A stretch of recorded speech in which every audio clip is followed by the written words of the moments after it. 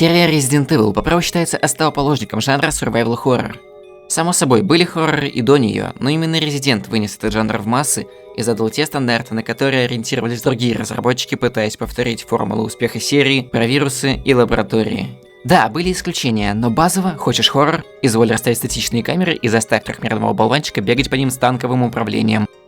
Кто-то на этой поляне смог преуспеть и создал свою долгоживущую франшизу. Кто-то не сыскал такой славы, но плотно засел в сердечки игроков, которые спустя долгие годы готовы ждать сиквел. А кому-то была уготована совсем иная судьба – стать тем самым диском, который вставляют в консоль один раз, а потом вспоминают о его существовании лишь спустя много лет, случайно наткнувшись на него при переезде. Именно к таким играм я и отношу Carrier – проект японской студии Jellica, вышедший в 2000 году эксклюзивно для Sega Dreamcast. И сегодня я предлагаю вместе засунуть свои грязные ручонки в эту игру и разобраться, заслуживает ли Carrier вечного забвения, или же мы упустили Hidden Gem ушедшей эпохи клонов Resident Evil. Мир разделенный пополам, собрать воедино мы должны. Сквозь страх, сквозь бой, сквозь шум войны, найти путь света среди тьмы.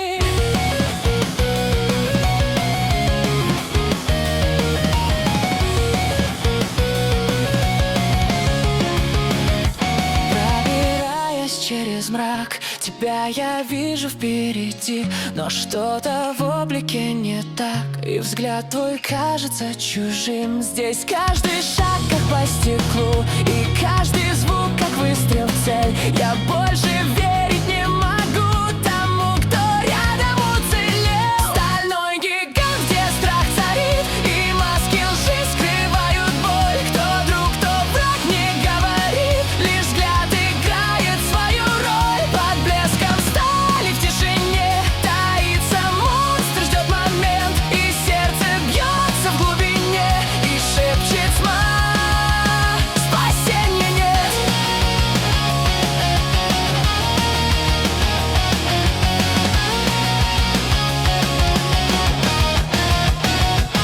Но сквозь отчаяние и страх я продолжаю путь вперед, пока еще горит в глазах надежды слабый огонек. И если правда где-то есть, я докажу, она живет. Let's go! Let's go! この番組はご覧のスポンサーの提供でお送りします。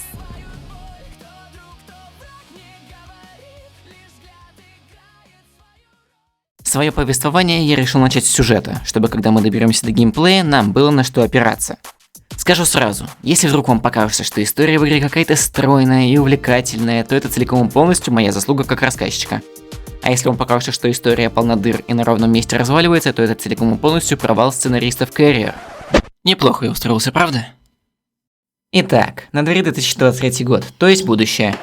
Наступил конец истории по Фукуяме. Все люди живут в мире и гармонии и работают вместе ради всеобщего блага и процветания. Нет. Идет война. Человеческая жизнь ничего не стоит. Переполненные злобой люди поделились на команды и готовы друг другу глотки грызть. Блин. Как точно мне предсказали 20-е годы? Ну, если немного поконкретнее, то мир поделился на юг и север. Продовольственные и энергетические кризисы стали причиной антисеверных настроений на юге. На фоне этих настроений зародилось множество антисеверных военизированных организаций. В свою очередь, северные страны создают альянс NTA и строят очень современный и очень неуязвимый авианосец Хеймдаль. Мне, кстати, интересно, в этой вселенной такая южная страна, как Австралия, например, воюет против США и Европы? Или я не понимаю, и это другое? Возвращаясь после успешной миссии, Хеймдаль поднимает на борт древний организм – Арк. Его существование было предсказано в теории синапсов природы. Синапсы природы – это форма телепатии, которая существует между всеми живыми организмами. На основе этой теории, например, был построен навороченный органический компьютер Зой, который стоит на авианосце Хеймдаль и управляет там всем. Как вам такое? Из-за майнеров пришлось целый биокомпьютер создавать, который передает данные мгновенно через телепатию, чтобы сэкономить на видеокартах. Арк собираются доставить на Землю и детально его изучить, но в какой-то момент в машинном отделении корабля происходит взрыв. Вероятно, на борту оказалась крыса. Шпион Южного Креста, южной террористической организации. По крайней мере, террористические ее считают на севере. Хеймдаль перестает выходить на связь. Обеспокоившись этим, NTA посылает на корабль специальный отряд Спарк. Настоящая элита Северного Альянса, каждый член уникальная единица, лучший в бою, лучший в науке, лучший в постели, возможно, я не проверял.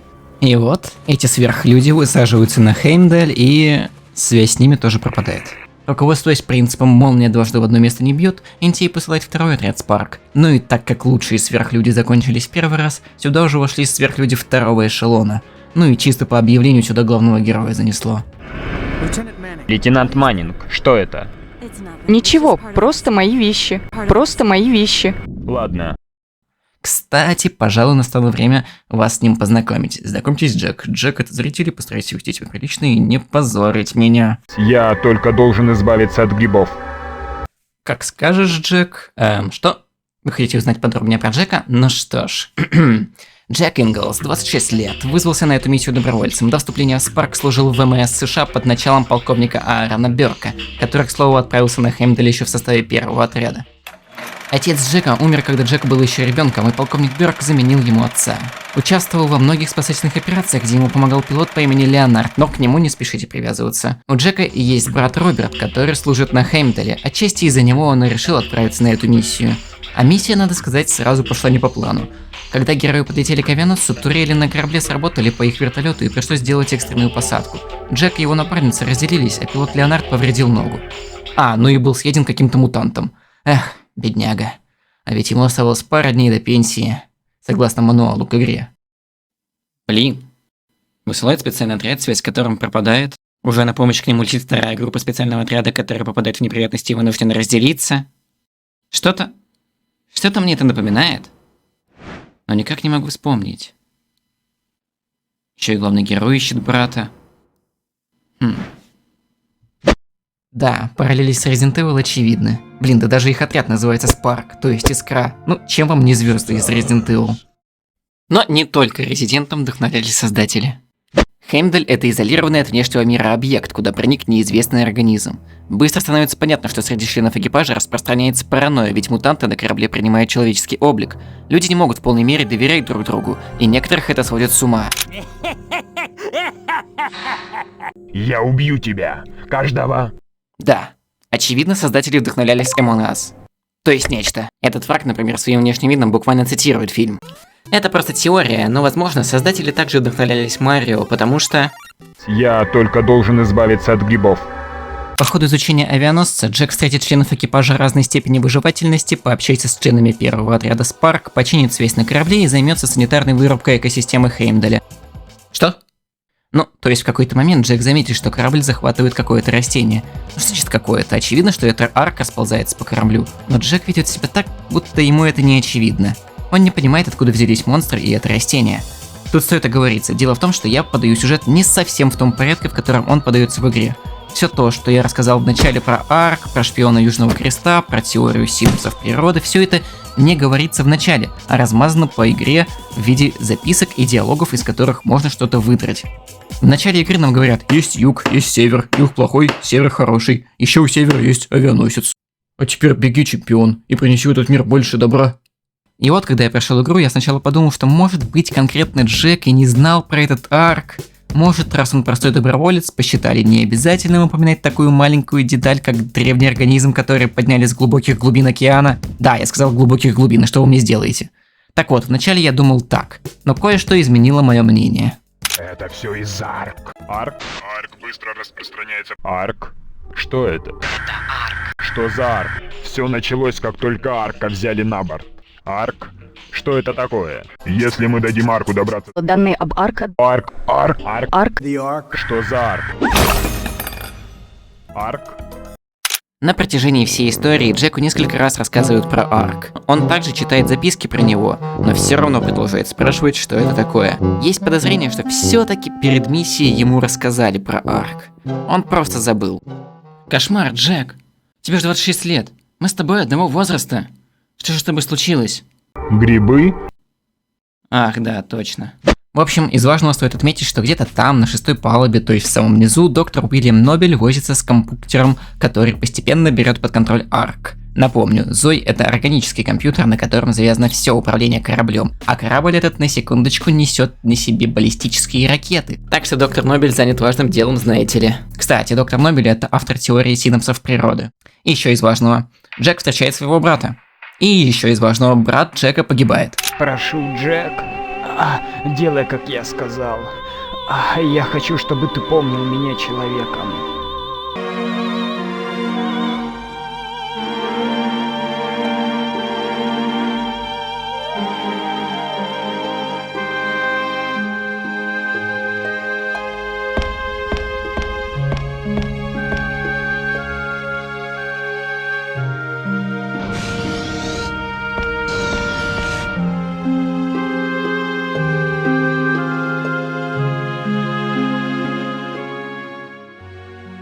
Далее Джек наконец-то доходит до доктора Нобеля, к которому постепенно продвигался всю игру, пропылесосивая палубу за палубой. И оказывается, что доктор Нобель не дождался Джека и заразился Арком. Теперь он рассказывает, какой Арк замечательный, хранит в себе информацию о 35 миллиардах лет, что благодаря ему Земля станет вновь раем, а люди вообще козлы возомнили из себя хрен пойми чё, мешают другим организмам, друг друга мочат и вообще фу такими быть. Поэтому они не попадут в будущее, которое построит Арк. Но если люди извинятся и покаяться, то может и попадут. Покайся, распутница, и да откроется тебе царствие Божие. Джека не прельщает такая идея, поэтому он отказывается от предложения подлизаться к Арку. Далее он встречает полковника Бёрка, и они решают подорвать корабль, чтобы затопить его вместе с Арком. Но тут вот какой момент. До этого капитан Хеймдаля Джеймс Макгрегор пытался бахнуть корабль с этой же целью. Джек сказал: «Не, ну капитан, конечно, конч. Нельзя корабль бахнуть, не по-христиански это». Потом ему то же самое предложил его брат Роберт. Джек сказал: «Не, ну в принципе бахнуть можно, это немного даже по-христиански. Но там доктор Нобель с компом возится, авось получится и не бахать ничего». Но когда начальник это предлагает, Джек без вопросов соглашается. И в итоге они бахают. И пытаются подняться наверх, где собрались все выжившие для эвакуации. Но мутировавший доктор Нобель не дает полковнику Бёрку добраться до верхней палубы. Полковник Бёрк приказывает Джеку валить к выходу, а сам косплеит Михаила из Третьего Резидента. Джек добирается до лифта, но там вновь появляется доктор Нобель. И тут Джек берет всю волю в кулак и голыми руками на части рвет ученого-мутанта, чтобы отомстить за смерть человека, который заменил ему отца. Ага. На деле же он еле сам чуть не откидывается, но волшебник на вертолете с гранатометом спасает его. Этим волшебником был капитан Николас Ланг. Стоп, чё? Какой-то новый персонаж появляется прямо в финале? Нет, капитан Ланг появлялся и раньше, просто это первое важное для сюжета действие, которое он совершил. Ну и если вам по какой-то причине интересно, то вот что написано о нем в мануале к игре. 32 года, занимается антитеррористической разведкой, лучше всех обращается с ножами. В итоге он подбирает Джека. Вместе они покидают тонущий авианосец, и капитан Ланг, глядя на пустошь от прошлогоднего ядерного взрыва, рассуждает, что может быть, Арк в конце концов не такая уж и плохая штука. Я вижу берег. Ты слышал? Этот район был закрыт после ядерного взрыва в прошлом году. Здесь никого нет. Такие места встречаются по всему миру. Скоро на Земле не останется ничего. Мы, люди, уничтожаем сами себя. Своими же руками. Может, лучше начать все сначала. Может, в конце концов, Арк не самая плохая идея. Арк? Что это? Фух, пожалуй, с самой сложной и интересной частью мы разобрались, теперь переходим к гейму. Точно, есть же еще вторая кампания. Но, благо эта кампания была сделана для галочки, и, видимо, по принципу, раз в Резиденте есть кампании из разных персонажей, то и у нас должно быть так же. Это больше походит на бонусную кампанию вроде Separate Ways из Resident Evil 4. Она существенно меньше по продолжительности и нужна, чтобы закрыть некоторые белые пятна в сюжете. Но начнем по порядку. Итак, главная героиня Дженнифер Майнкрафт, то есть Мэннинг. 24 года, имеет докторскую степень в области естественных наук. Что важно, она из отдела информации, у нее есть свое задание, в детали которого не погружен Джек. Что не важно, но почему-то указано в мануале, она американка японского происхождения. Не знаю, зачем это отметили. Может, японцам так легче себя с персонажем ассоциировать. В любом случае, что там по заданию-то? Коллеги Мэннинг, Сандра Кейтс и Марк Стилвелл проникли на борт Хеймдаля под видом инженеров из авиастроительной компании. Их задачей было предотвратить любую возможную террористическую активность Южного Креста на борту Хеймдаля. И как вы поняли, они немного продолбались с этой задачей. Потому что крысёныш таки завелся, и взрыв таки случился. В любом случае, задача Мэннинг – выйти с ними на связь и собрать всю информацию, которую им удалось добыть. Помимо этого, ей нужно разузнать как можно больше про Арк. И в этом ей помогает еще здоровый доктор Нобель, вывалив на нее огромный документ, в котором в подробностях рассказывает про ARK. Итак, объясняю на пальцах. ARK – это древний организм, который записывает в себя данные о других организмах вокруг себя. Когда окружающая среда ухудшается, он держит эти данные в себе и в нужный момент, когда среда приходит в норму, высвобождает эти данные, создавая вокруг себя экосистему. Из-за взрыва в машинном отделении произошла утечка радиации, благодаря которой семена ARK смогли прорасти. После этого ARK стал воссоздавать наиболее подходящую для жизни среду – джунгли. Именно так корабль и начал превращаться в дендрарий. Экипаж корабля заразился через личинки Арка, которые в том числе добрались и до еды. Доктор пишет, что если Арк прорастет, то будет работать над сокращением популяции людей, потому что каждой форме жизни предписано определенное количество единиц. И вот люди, по мнению Арка, давно за все лимиты перешли. Теперь вы знаете, что ответить, когда спросят, почему у вас до сих пор нет детей. Еще доктор пишет про возможное применение Арк. Например, можно создать еще более крутецкий компьютер, чем тот, который стоит на Хеймдале. С помощью Арка в теории можно создать новые формы жизни. Ну и также этот древний организм можно использовать для терраформирования на других планетах. Побродив по бесчисленным коридорам корабля, Мэннинг находит одного из своих коллег, Марка Стилвелла. Стойте, у нас труп, возможно криминал. Иронично, что его фамилия переводится буквально как «все еще в порядке». Кто такое сделал?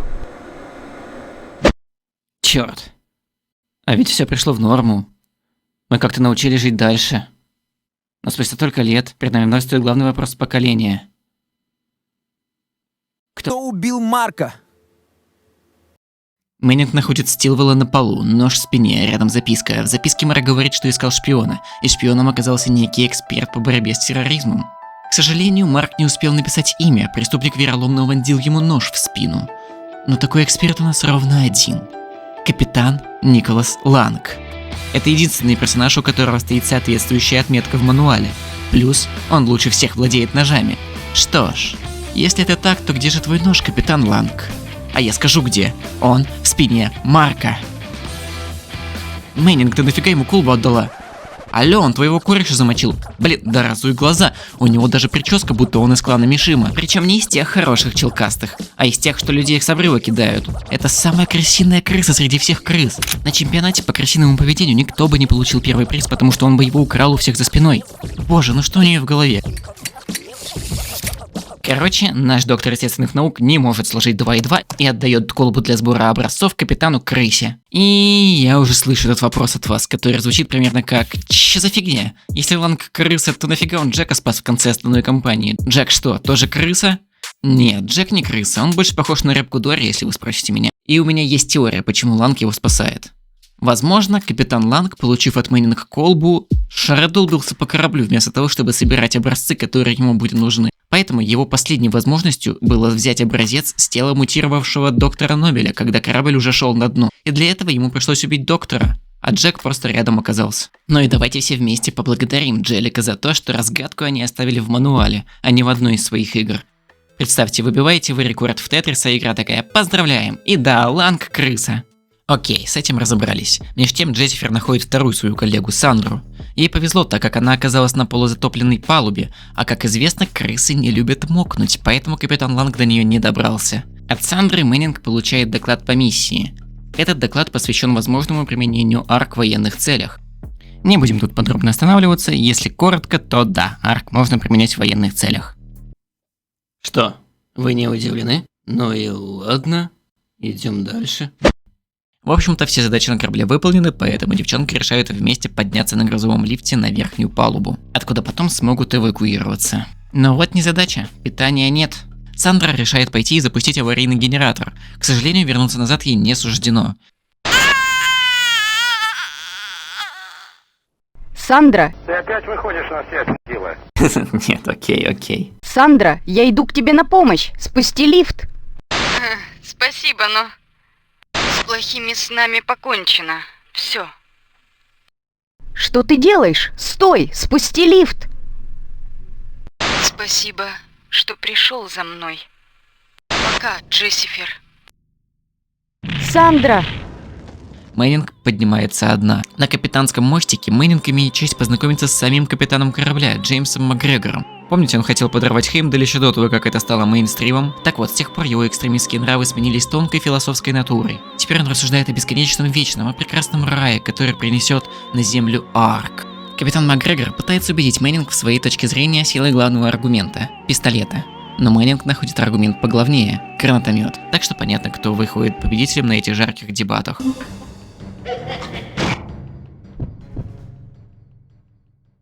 Успокоив капитана, Мэннинг выходит на связь с подлодкой «Олимп». Она уже собирается эвакуироваться, но капитан надевает свой вечерний костюм борщевика и, в каком-то смысле помогает ей эвакуироваться.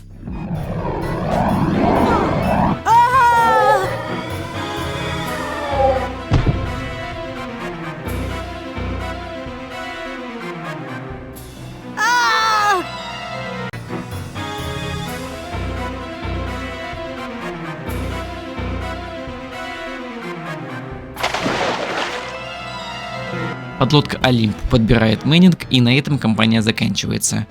В эпилоге Мэннинг записывает свои мысли. Если коротко, Арк – угроза человечеству. Спасибо, Мэннинг, что проговорила это еще раз, как говорится, повторение – мать учения. А еще, возможно, люди своим поведением отвернулись от Создателя. Создателем Мэннинг называет Арк. Вообще, в целом, отсылки к чему-то божественному встречаются всю игру. Название авианосца Хеймдаль – это отсылка к скандинавскому богу, сыну Одина и хранителю мирового древа Игдрасиль. Сам Арк вполне себе можно считать этим древом Игдрасиль, потому что, Арк – это буквально дерево. При этом с английского Арк переводится как ковчег, что уже отсылает нас к библейским мотивам. Подлодка Олимп, очевидно, отсылает нас к Древней Греции. Да, разработчики явно открывали Википедию. Правда, Википедии тогда еще не существовало. Представляете, были такие времена.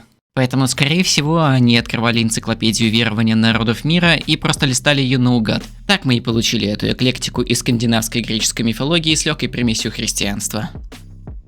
Главным же лейтмотивом игры я бы назвал недоверие. С паранойей на корабле очевидно. Мутанты принимают человеческий облик, члены экипажа подозревают друг друга. Однако это не единственный слой недоверия в сюжете. Есть также шпион, есть внедренные агенты NTA, которые ищут шпиона. Эти внедренные агенты даже не до конца откровенны друг с другом, ведь Марк не знал о задании Сандры, которая должна была разузнать, не разрабатывают ли на Хеймдале биооружие. Что само по себе тоже слой недоверия. NTA внедряет агента, чтобы следить за своей же внутренней службой. И все это происходит на фоне войны между Севером и Югом. Возможно, и воюют люди из-за неспособности доверять друг другу. И тогда не ровен час, когда Земля перестанет быть пригодной для жизни, и придется реально использовать Арк как ковчег, упаковать в него людей и запустить далеко и надолго, где-нибудь да приземлиться. А там из-за радиации, глядишь, Арк снова начнет извергать из себя джунгли, как это было на Хеймдале. Дальше произойдет биология, каким-то образом появится подходящая атмосфера, и можно смело разархивировать человеков, которые снова не смогут друг другу доверять и загубят очередную планету. Ну и, к слову о недоверии, в этой игре даже интерфейсу доверять нельзя. Ведь иногда ты промахиваешься, хотя прицел на враге, а иногда наоборот попадаешь, хотя прицела вообще-то нет на экране. И примерно в этом месте Carrier начинает раскрываться как игра. Как не совсем хорошая игра. Как игра, в которую не очень хочется играть. Но обо всем по порядку. Итак, на первый взгляд типичный клон Resident Evil. Фиксированная камера, танковое управление. Если вы играли в классические Резиденты, то без проблем интуитивно нащупаете все нужные кнопки. Но прицеливание здесь необычное, в него решили добавить некоторую изюминку. Если в Resident Evil всего 3 позиции у оружия, ствол может быть направлен вниз, вверх или оставаться посередине, то в Carrier дела обстоят несколько иначе. Здесь есть автоприцел на врага, но у игрока есть возможность довестись в какую-то конкретную точку. И по задумке это должно дать больше контроля над ситуацией, но на деле это ломается в те моменты, когда прицел начинает тебя обманывать. Прицел находится прямо на враге, а пуля проходит сквозь него. Или наоборот, прицел мимо, а попадание засчитывается. Справедливости ради, происходит это не прям уж часто. Также довольно непривычно, что у врагов есть сегменты в анимациях, когда они не получают урона. Вот, например, этот враг. В обычной ситуации он умирает с 4 выстрелов пистолета, причем всегда, в игре нет рандомизации здоровья врагов.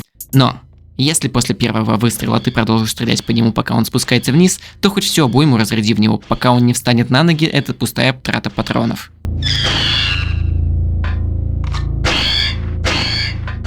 А патроны тут вполне себе могут закончиться. По крайней мере, я в начале игры попал в такую ситуацию. Я рассуждал следующим образом. Молодая неопытная команда, первый survival horror. Наверное, они не уверены в себе и отсыпали патронов с запасом, чтобы все точно смогли пройти. Поэтому я не экономил боеприпасы. Но оказалось, тут работает другая логика. Молодая неопытная команда, первый survival horror. Они не уверены в себе и поэтому в самом начале дали оружие с бесконечным боезапасом. Знакомьтесь, сварочный аппарат. Он и стал моим верным спутником до конца игры. Даже когда проблема с патронами ушла, я все равно продолжал им пользоваться, потому что игра уже успела меня выдрессировать, и я до самого конца боялся остаться без патронов. Он менее эффективен в бою, нежели пистолет, а если врагов несколько, то скорее всего вы получите урон. Но если враг один, то в принципе можно поберечь патроны пистолета и пустить в ход сварку. Теперь понятно, почему отряд называется Искра. Набрали себе сварщиков. Помимо сварки есть еще одно типа оружия, типа бесконечное. Это бомба. Сложно назвать ее полноценным оружием. Чтобы кого-нибудь ее убить, нужно прям постараться. Хотя у меня получалось. Но и сложно назвать бомбу полноценно бесконечной, ведь максимум можно таскать с собой 20 бомб. Однако можно бесконечно много раз доставать ее из металлических контейнеров. Сложность применения бомбы состоит в том, что ее нужно выбрать, присесть, установить. За это время враг 100 раз успеет тебя атаковать. Потом только через несколько секунд она взорвется. И виртуальному оператору плевать, что ты там делаешь и где находишься, он будет снимать бомбу в этот момент. Поэтому, по сути, ты как слепой котенок бьешься об стены, и, возможно, тебя в этот момент кто-то покусывает. Да, использовать как оружие бомбу крайне сложно. Но у бомбы другая миссия. Избавиться от грибов. В некоторые моменты нельзя пройти дальше по сюжету, не взорвав грибы, которые преграждают путь. И тут к Северному Альянсу возникают вопросики.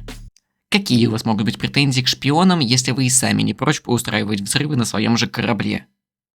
Чтобы побороться с грибами. Керриер — это первый на моей памяти клон Резидента, в котором оружие используется в качестве ключевого предмета. Разве что еще Золотые Люгеры с Код Вероника могу вспомнить. Но Код Вероника — это не клон Резидента, это Резидент. Так что технически я все правильно сказал. Также бомбы используются, чтобы взорвать деревянные ящики, в которых можно найти лут. И это до Resident Evil 4 на секундочку. У бомбы также есть и другая функция. Если вам нужно загрузиться, вы можете положить бомбу под себя. Да, кнопки выхода в главное меню тут нет. Так что приходится проявлять смекалку. Есть еще один забавный момент с этой бомбой. Чтобы ее применить, нужно зажать кнопку прицеливания, тогда Джек присядет, и после этого нужно нажать кнопку выстрела. Тогда Джек заложит бомбу. Но если просто зажать кнопку прицеливания, Джек останется в сидячем положении. Как вы помните, у нас есть полузатопленная палуба. И мне стало интересно, что будет, если заставить Джека присесть на этой полузатопленной палубе и подержать его какое-то время под водой. А ничего не будет, Джек долбаная амфибия. Но есть еще второй вариант бомбы. Она делает все примерно то же самое, но она типа более мощная и менее бесконечная. Также в игре мы найдем еще две пушки. Автомат, причем в двух вариациях для Джека и для Мэннинг, и гранатомет. Что по ним можно сказать? Ну, они неплохо так разрывают врагов на куски.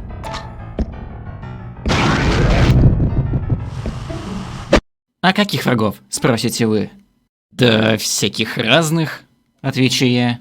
К сожалению, у меня не получилось найти какой-нибудь документ с названиями монстров. Значит, придется выдумывать свои. Итак, первый встреченный враг в игре. Зомби с расчетверенной пастью. Он убивает Леонардо. А кто у нас больше всех не любит Леонардо? Правильно, Рафаэль. Так что назовем его Раф. Есть обычные зомби, которые атакуют шипами из тела. Я называл таких Кимимару. Это последняя отсылка к аниме в этом видео, честное слово. Есть ползающие зомби, которых я назвал мошоночными. Потому что, посмотрите, откуда они появляются. На затопленной палубе плавают зомборыбы. Их я назвал кисами. Получается, обманул, да? Также по кораблю блуждают вот такие ребята, похожие на химер из Resident Evil. Пускай тут они тоже будут химерами тогда. Несколько раз встречаются зомби, которые притворяются людьми. Вычислить их можно с помощью специального сканера. Этот же сканер помогает увидеть и невидимых зомби. Да, в игре есть невидимые зомби. А также он помогает обыскать локации на наличие полезных предметов. Напомнило мне Genesis из Resident Evil Revelations. Только задолго до Resident Evil Revelations. Есть два особенных монстра, которые убивают Боба. Они усиленные, и на них требуется потратить много боеприпасов. По сути, это такой мини-босс. Они встречаются всего раз за игру. Назовем их Биба и Боба. Есть еще один мини-босс. Это какой-то огромный жук с панцирем. А как тебе это, чертов монстр?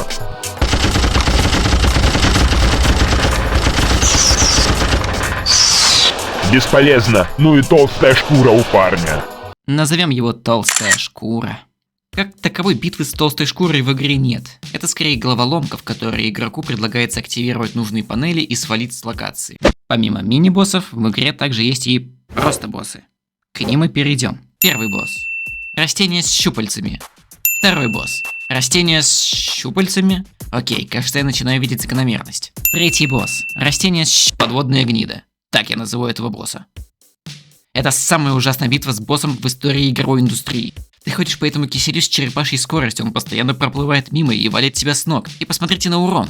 Каждое мое попадание отнимает совсем каплю его жизни. Вы скажете, ну конечно, ты взял пистолет, понятное дело, он будет мало снимать. Вот с автомата быстро бы его расстрелял. А я вам отвечу, вы че умные самые. В свою первую попытку я и взял автомат, но знаете что? Из очереди урон наносит только первое попадание. То есть, прямо как в старых играх на Денди, после получения урона, этот канализационный левиафан становится неуязвимым на какое-то время. Поэтому автомат здесь бесполезен, только патроны потратите. Возможно, гранатомет мог бы заролять, но у меня не получилось ни разу в него попасть. Возможно. Я допускаю, есть такая вероятность, что я криворукий. Знаете, это просто признать свою ошибку, принять ответственность и возложить всю вину на себя. И гораздо сложнее винить всех вокруг. Поэтому...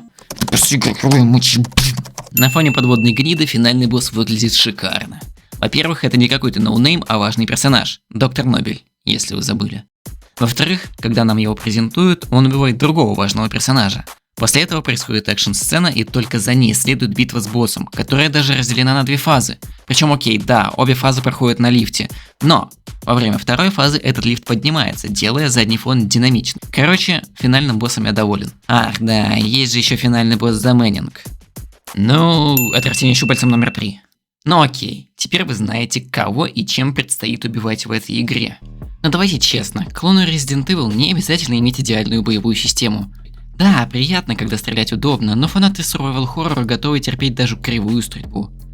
Потому что настоящий кайф Resident Evil в исследовании локаций. Вернее, в грамотно выстроенном исследовании локаций. Как же устроено исследование в Carrier? В общем-то, игрок бегает по кораблю, ищет ключи, открывает ранее закрытые двери, собирает записки. Вроде все как завещал Resident, разве нет? Нет. То есть да. То есть, все сложно. Действительно, на бумаге игровой процесс очень схож с Резидентом. Собирай ключи, открывай двери, иногда решай пазлы. Но когда берешь геймпад в руки, быстро понимаешь, что что-то тут не так. Но что конкретно не так? Для начала давайте разберемся, что конкретно так в первоисточнике. То есть в Резиденте. Что нас подсаживает на этот геймплей? Как мы ловим состояние потока, играя в Resident Evil? Упрощенно, Resident в вакууме выглядит так.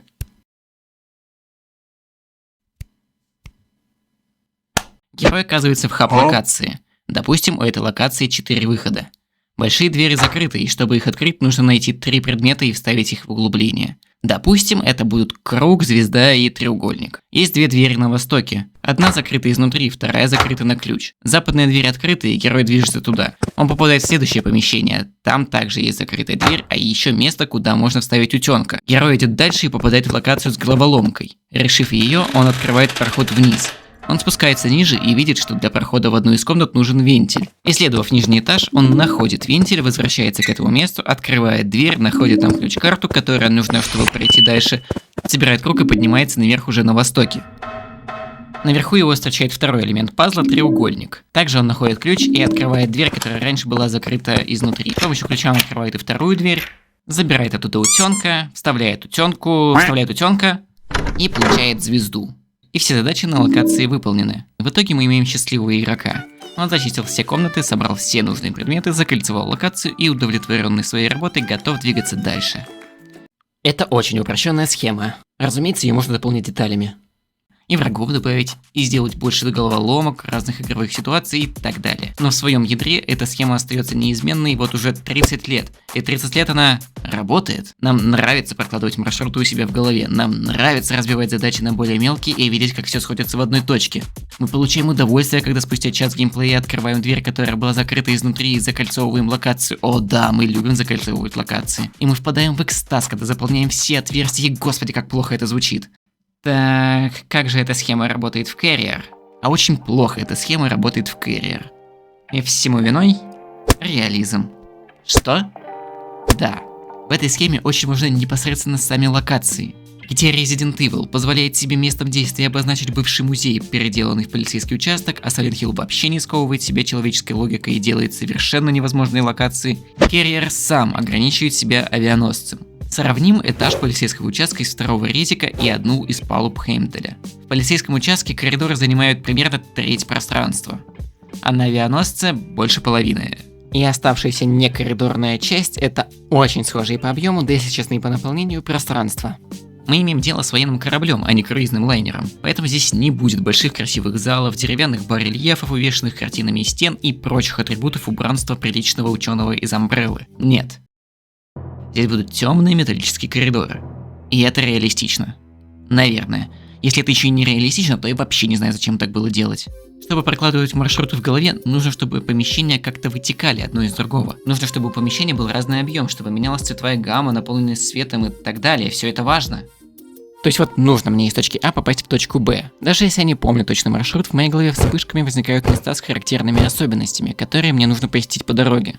Такие вот якорные точки. И пытаясь логически связать эти якорные точки между собой, мозг достает из памяти другие локации, которые тоже имеют какие-то характерные особенности. Таким образом, в голове выстраивается весь маршрут. Ну а когда у вас 60-70% локаций это однообразные коридоры, а остальное пространство это разрозненные помещения, которые похожи друг на друга, исследование превращается в блуждание по лабиринту из коридоров в попытке понять, что от тебя хочет игра.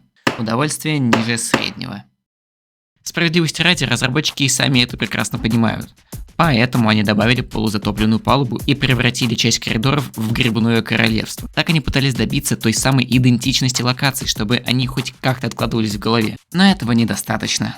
Это я не говорю еще про запутанную навигацию. Вот здесь, например, указан проход, но его по факту нет. А почему его нет? Оказывается, нужно подняться по лестнице на второй уровень этой палубы, и там этот проход будет. Если уж вы делаете двухуровневые палубы, неплохо было бы разделить на карте верхние и нижние уровни, а не заставлять игроков ломать голову. Ладно, пожалуй, на фоне всего остального это действительно мелочь. Хотя и капец какая раздражающая мелочь. Есть еще одна интересная деталь, касаемая исследования в Carrier. Ведь клон Резидента это еще и про менеджмент ресурсов, и здесь это тоже присутствует. По локациям разбросаны боеприпасы и аптечки. Но у нас же две компании, помните? И у меня нигде не получилось найти подтверждение этому, но кажется, разбросанные по локациям предметы являются общими для Джека и Мэннинг. Помните, как в Resident Evil 2 в гараже можно было найти автомат и сумку, и в зависимости от того, что возьмет игрок, второму персонажу в сценарии Б достанется оставшийся предмет. Но вот тут что-то похожее, только со всеми предметами. Поэтому Мэннинг у меня почти все время еле ковыляла, ведь Джек все пропылесосил и забрал все аптечки себе. Тоже мне джентльмен, блин. Что же мы имеем по итогу? Carrier пытается выстроить глубокий лор. Пытается и геополитику затронуть, и порассуждать на философские темы, и с божественными отсылками заигрывает, и личную драму персонажей пытается показать. Но при этом все это довольно поверхностно. Carrier пытается казаться умной игрой. Проблема в том, что ей приходится постоянно напоминать игроку: «Эй, смотри, я вообще-то умная, ты не забыл?» Поэтому несколько раз за сюжет прямо устами персонажей проговаривается: «Люди плохие, берегите природу, плохими быть плохо, будьте вы людьми, точнее не будьте, потому что люди плохие, берегите природу». В геймплейном же плане игра не справляется со своей главной задачей – сделать интересное исследование. С остальными аспектами более-менее справляется. Но, откровенно говоря, чтобы побегать и пострелять по монстрам, не обязательно запускать клона Резидента. Другие игры с этим справятся лучше. Добавьте к этому эксклюзивность на Sega Dreamcast и выход в один месяц с Resident Evil Code Veronica, который тоже изначально был эксклюзивом Dreamcast. Неудивительно, что игра в итоге провалилась, и вы, скорее всего, о ней даже не слышали до этого обзора. А ведь Джелика планировали сделать сиквел, но вряд ли мы когда-нибудь его дождемся, учитывая, что и самой Джелика уже нет. Что ж, вот таким вот был Carrier. Клон Резидента, о котором никто не знал, но те, кто знали, забыли. Спасибо, что посмотрели это видео до конца, подписывайтесь на мой канал, оставляйте комментарии, и еще увидимся. Так, стоп. Трехмерный мясной Кирилл забыл сказать одну очень важную вещь.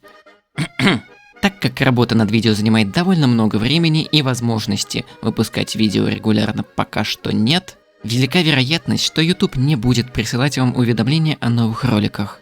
В связи с этим было принято решение создать телеграм-канал, где будут размещаться уведомления о новых видео, стримах и бонусный контент. Да, там уже вышел 10-минутный разбор кинематографии катсцен в Remember Me. Другие блогеры за такое просили бы деньги на Бусти, но, в отличие от тех блогеров, я неизвестный. Так что выложил в открытый доступ в своем телеграм-канале. Вот, кстати, и он. В общем, жду вас там.